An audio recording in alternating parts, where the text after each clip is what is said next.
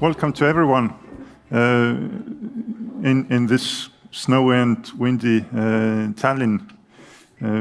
We have always elections in beginning of March, which is sometimes very icy and sometimes still snowy. And I think the current weather is one of the best we've had over a long time to have parliamentary elections.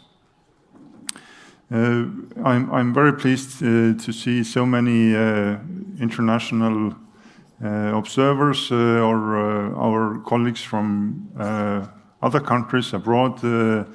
I guess one of the main reasons why you're here is related to internet voting, which we had since 2004, but I guess we have many different issues also concerning voting in polling stations or general participation or level of democracy, which we may see in all countries, not only in Estonia. And I think the seminar with all the presentations will cover a much wider area than just internet voting. What relates to the ongoing polling, I guess you enjoyed or not so much enjoyed looking at how the voting goes on. Current statistics is that the participation level is 43.1% of all the total voters, which is 965,000 voters in the voter list. And currently, approximately 2/3 of those votes which have been given are given over the internet. Internet voting will end at 8:00 p.m. today. So those voters who want to go to the polling station, wear a small flag, put a tie on, or eat a cake afterwards, they will still have to use voting in polling stations with paper ballots. And probably this number will still be quite high, although the number of internet voters has increased over all the elections we've had since 2004. Organizing elections in a democratic way is certainly one of the main tasks in a democratic country and for all EMBs over the world in order to guarantee fundamental rights, rule of law, or keep the level of corruption low. The aim for us is to organize elections in accordance with all the high standards of main electoral principles like universal, free, and secret vote. Our constitution provides for parliamentary elections held over 4 years with a proportional vote on first Sunday in March.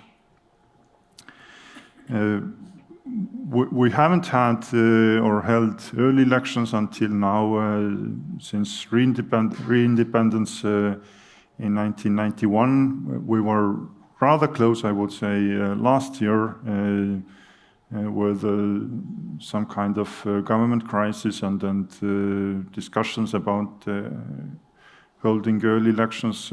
So we are quite lucky to have had always sufficient time in preparing our work. Certainly, as our constitution foresees, up to 40 days to hold early elections since the start of the electoral processes. This might be a rather high rather big challenge, not only concerning e-voting, but also paper voting or voting in polling stations. Our EMB system, I guess you already got some overview in the morning, but we have 400 polling stations, polling station commissions, or voting district committees, organizing voting for 3 days, starting from yesterday, also today and then tomorrow. There were also early voting since Monday in some of the polling stations, not all of them, but in the bigger centers or more accessible places. And beforehand, ending last week, some voting abroad. It was approximately 2,000 or a bit less voters voting abroad. The number is quite low because most people abroad also tend to use internet voting, which is more convenient than going to some embassies.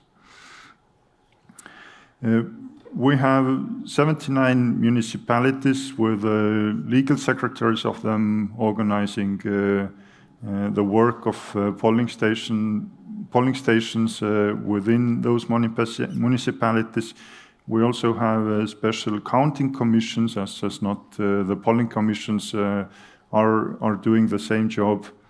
And in addition to the state election office and state election commission, which I'm presiding, we also have other stakeholders like Ministry of Interior, which is keeping the voters list. We have Information System Authority, which is dealing with all those internet security issues, also a close cooperator to organize internet voting, who's keeping the servers which are used for internet voting. We also are cooperating with Ministry of Economic Affairs and Communications, which Lisa Past will talk more closely later on.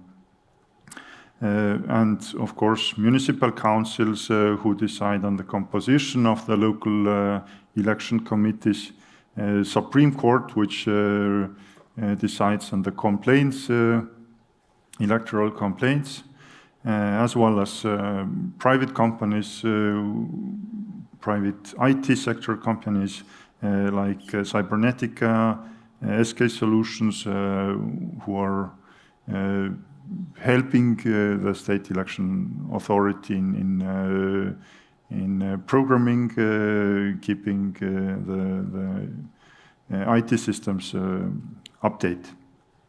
And we also use auditing quite a lot in order to guarantee the trust in the processes. So there are quite a long list of interlocutors we have to keep close to our organizations. Concerning the State Election Commission, we have 7 members which are not elected or nominated by politicians, by the parliament.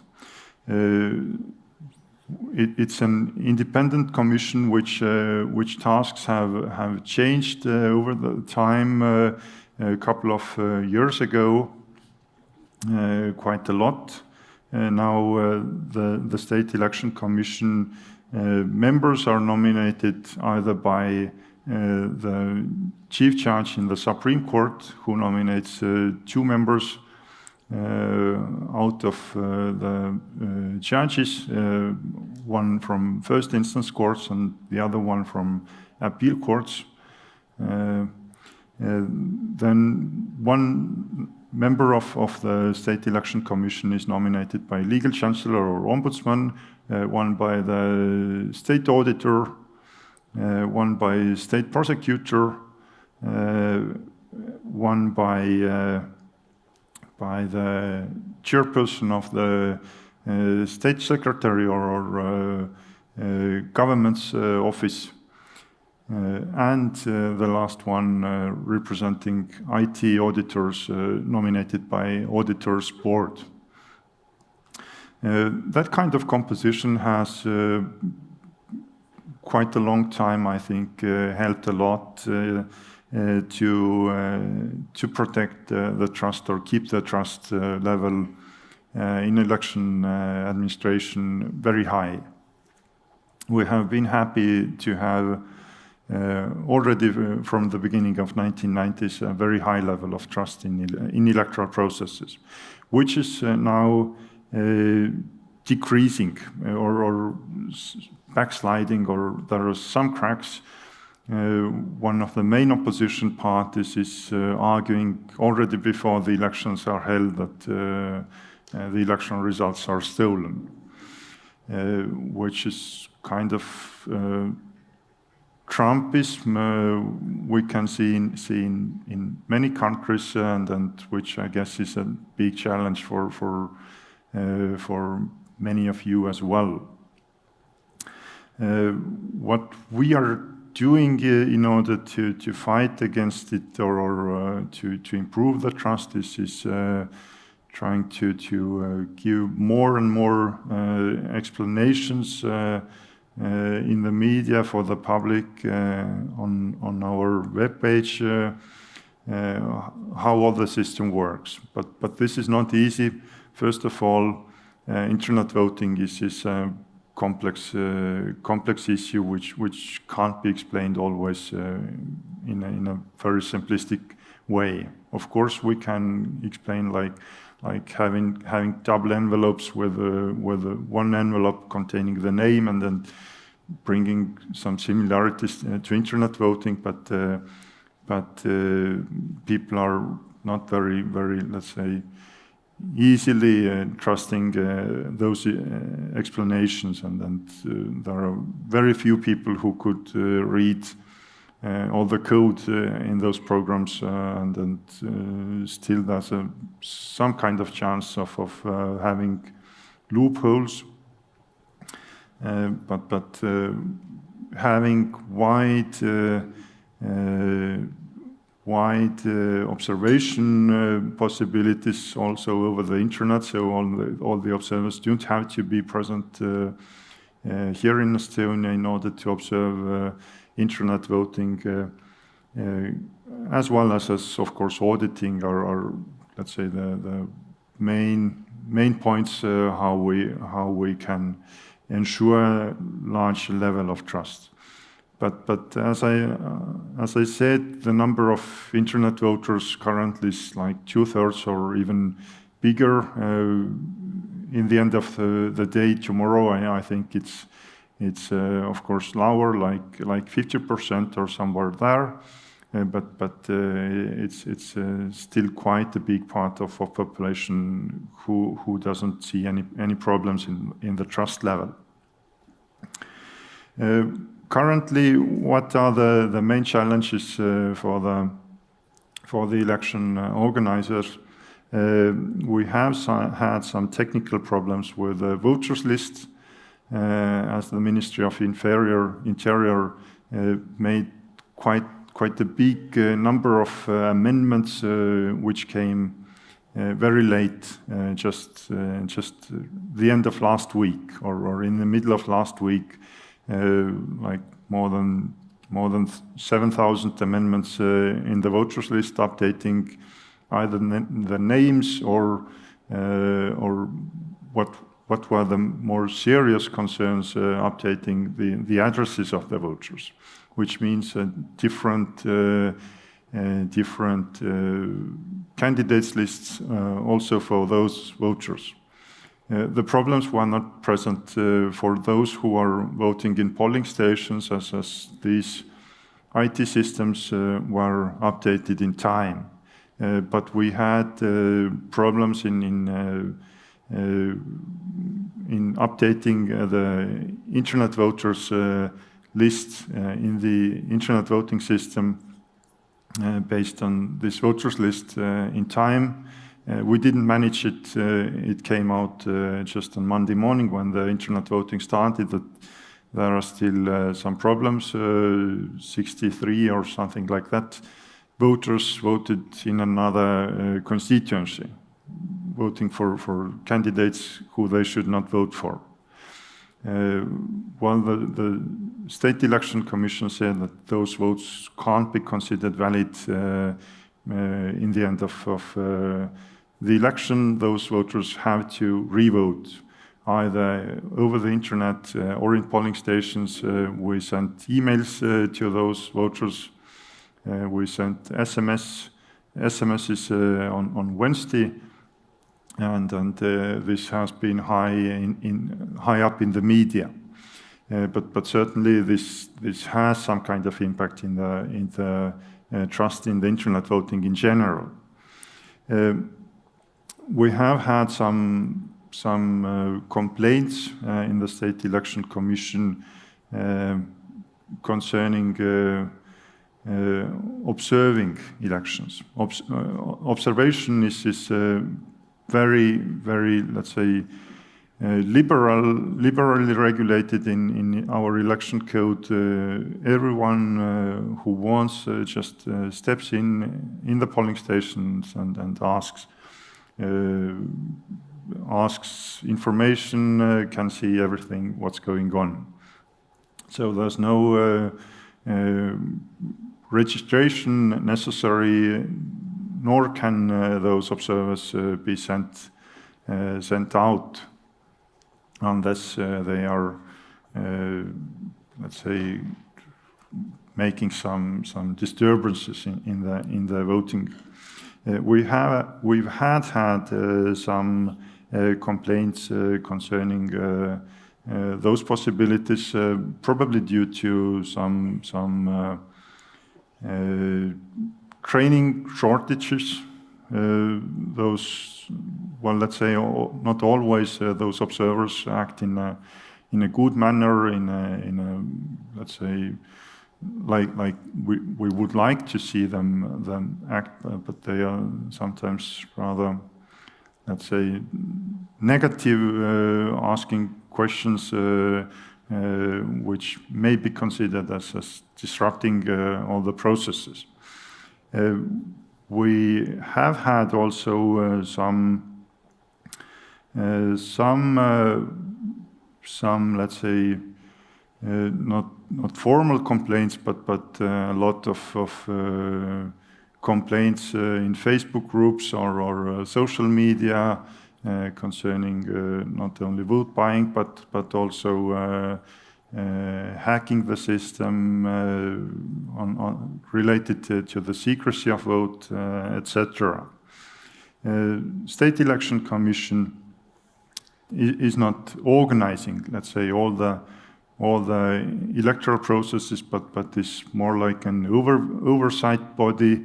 We decide on complaints as well as we make all the main decisions like candidate registration or ascertaining voting results or deciding on the distribution of mandates.